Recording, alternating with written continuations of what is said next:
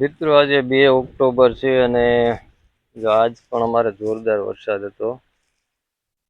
સતત 4-5 દિવસથી વરસાદ રહેવાનું નામ નથી લેતો અને ખેતરમાં જો પાણી ભર્યા જ છે. અને આ મગફળી આપણી છે એ 112-13 દિવસ થયા છે, પાકી ગઈ છે ફૂલ બરાબર. 37 નંબરની મગફળી છે. જો આમાં પાણી ભર્યા ખેતરોમાં. હવે આમાં વરાપ દઈએ તો આમાં ટ્રેક્ટર તો ન હાલે, પણ હાથથી ઉપાડવી પડે મગફળી.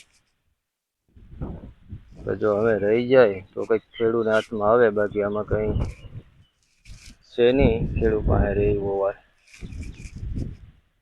આ તુવેરના ગાળામાં છે એ પણ હાવ પાકી ગઈ છે મગફળી.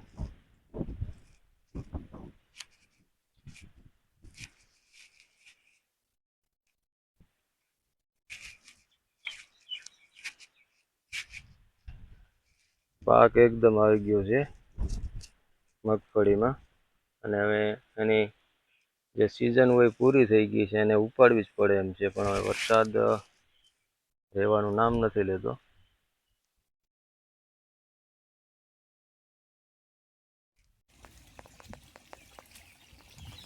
આ પાણી બધું જો ખેતરમાં થઈને જ આવે છે, એટલું પાણી ભરાણું ખેતરમાં. આ બધી ખેતરમાં મગફળી ઉભી ને એમાં થઈને આ પાણી આવે. જો એક મોટર ઉપરનું પાણી અત્યારે આવે આવક છે ખેતરમાંથી.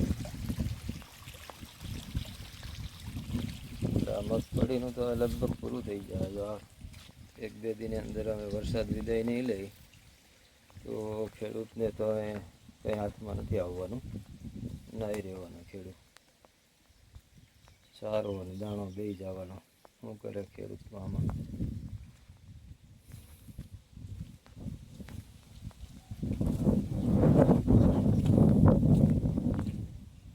તુવેર પણ ઢારી દીધી વરસાદે. જો ઢરી ગઈ છે તુવેર, નમી ગઈ. અને આ તુવેરના ગાળામાં છે મગફળી તો એકદમ પાકી ગઈ. જો હા રાડ થઈ ગઈ. કઈ રીતના આને કાઢવી?